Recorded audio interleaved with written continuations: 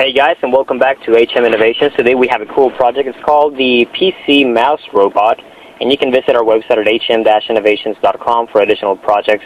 You're going to need a USB cable mouse, or any type of mouse that you have that has a cable. And opening the bottom of the mouse is actually pretty simple as long as you find the hidden screws. Once you find the screws, you can go ahead and unscrew that and take the upper layer of your mouse apart by just pulling it upwards. And this is how it's going to look. So go ahead and remove the flywheel assembly by pulling on this tab on the side. That releases the assembly altogether. And this is how it's going to look once it's completely removed. We're then going to grab the mouse circuit board and we're going to remove the USB connector. Save that on the side because we're going to use it later on. And now we're going to focus on the switches. Now we have the right and left clicker, and we have to make sure that we know where those connections are going to be on our clicker. So on our clicker we have those on the very, very outer edges. So as you can see here, these are the two for the right and these are the two for the left. Now we're going to go ahead and start salvaging some parts from this mouse. The primary things that we want are the LEDs and the LED holder that we're probably going to use for our next project. And they're actually pretty bright, and this LED holder is actually pretty cool, so we're going to save that and put it on our storage box. Now using our helping hand station, we're going to go ahead and we're going to solder our switches together, and I'll show you how that works out. The inner switches are going to be connected together using a jumper cable. Then we're going to go ahead and add a 9-volt battery to the outside two connector leads of our switches, and they will look something similar to this.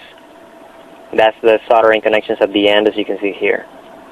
We're then going to add extra long cables, and they're going to be our extensions for the motors, and we're going to make sure that that goes through the inner assembly for where the flywheel used to be.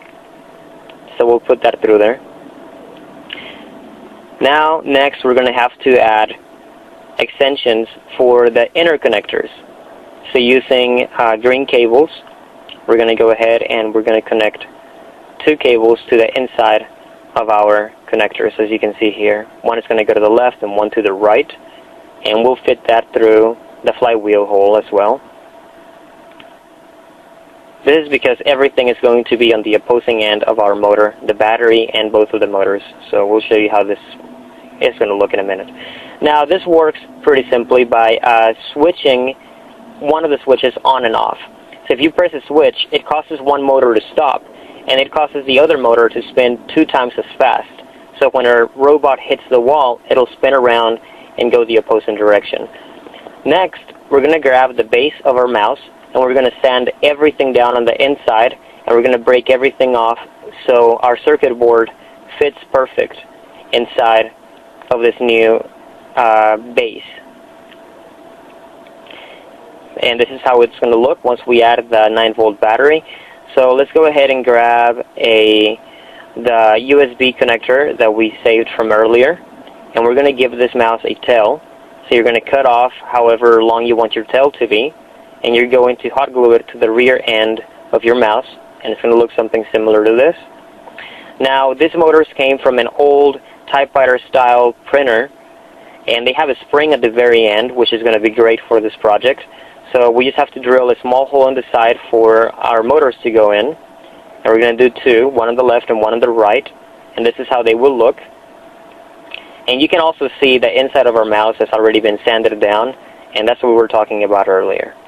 So let's go ahead and see if our motors still fit inside of our new holes, and if it does, then everything's good to go. Put your circuit board back inside and hot glue the motors in place. You're going to do this to both motors, one on the right and one on the left, and this is how it looks.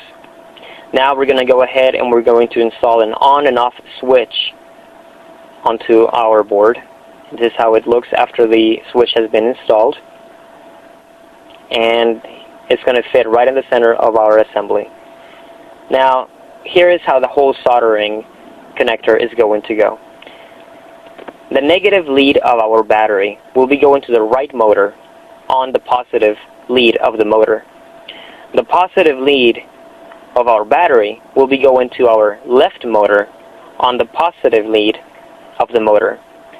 The right clicker is going to go onto the left motor's negative lead, and the left clicker is going to go over the right motor's negative lead. So once you have all of that taken care of, you need to add some wheels to your mouse. And you do this by adding hot glue to the very end of the motor metal extension part, and using your fingers you can go ahead and turn it into a small ball so you can have some traction for your little mouse to be grabbing onto the ground or wherever you have your surface. And you can turn on the switch and test it out and make sure that the motors are going in the same direction and everything is working properly. So once you turn on the switch, you can see that the mouse is ready to go. And all you have to do now is put the lid back on top of the mouse and add some whiskers for your mouse made out of paper clips and test it out. Once you let go of it, it starts going all over the place, and if it bumps into something, it'll turn back around. It'll find its way around the floor. Well, guys, thank you for watching. Hope you enjoyed this video. Visit our website at hm-innovations.com.